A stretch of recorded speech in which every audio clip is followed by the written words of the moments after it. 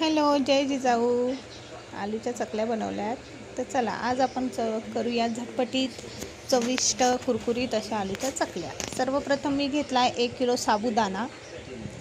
त्यानंतर पाणी तापायला ठेवलं. साबुदाणा स्वच्छ करून घेतला व कडक असं पाणी या साबुदाण्यामध्ये घालायचं, ज्यामुळे नंतर आपण त्याला झाकून ठेवतो तो वाफवल्यासारखाही होतो आणि खूप छान फुलून येतो सकाळपर्यंत. तर रात्रीचा हा आपल्याला भिजू घालायचा आहे गरम पाण्यामध्ये. झाकण ठेवतो आपण, त्याच्यामुळे त्याला वाफ लागल्यासारखी होते व तो खूप छान सॉफ्ट असा भिजून येतो आणि छान असा फुलतो. हा गरम पाण्याचा याचा पहिला फायदा आहे. आणि आलूच्या चकल्या आपण कधीही तळून तर खाऊच शकतो, पण उपवासाला खूप छान आहे आणि चविष्ट होतात, कुरकुरीत होतात, मस्त अशा होतात. त्यानंतर मी 1 किलोला 3 ते 3.5 किलो आलू घेतले होते. ते बॉईल करून घेतले, साल काढून घेतली व या प्रकारे खिसणीने खिसून घेतले. व त्यानंतर ते आपण रात्रीचा साबुदाणा जो भिजू घातला होता त्याच्यानंतर ते त्यामध्ये मिक्स केले.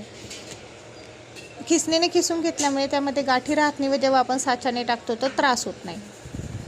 या प्रकारे मिक्स करून घेतल्यानंतर त्यामध्ये चवीनुसार तिखट आणि मीठ एवढंच घालायचं असतं, कारण की आमच्याकडे आम्ही जिरं वगैरे काही खात नाही, कोथिंबीर वगैरे उपवासाच्या याच्यात खात नाही, म्हणून आम्ही टाकत नाही.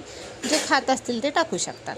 व या प्रकारे मिक्स करून घेतल्यानंतर मस्त असं याला गॅसवर ठेवलं वाफ देण्यासाठी.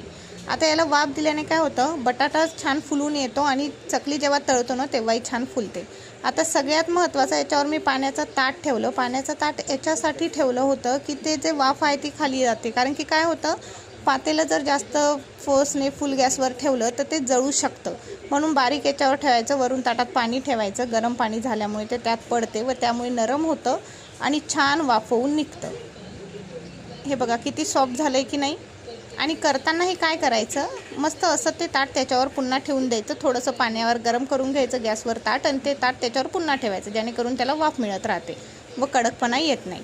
त्यानंतर पायपिंग बॅगमध्ये मी भरून घेतलं. मी केक वगैरे करते तर पायपिंग बॅग माझ्याकडे होती, तर मग मी या प्रकारे चकल्या पायपिंग बॅगने टाकल्या आणि नंतर काही चकल्या मी चकलीच्या साच्यानेही टाकल्या आणि या प्रकारे भरपूर अशा चकल्या 1 किलोमध्ये आपल्या तयार झालेल्या आहेत. ह्या खूप चविष्ट कुरकुरीत अशा चकल्या होतात. उपवासाला आणि अदरवाईज खायलाही छान लागतात.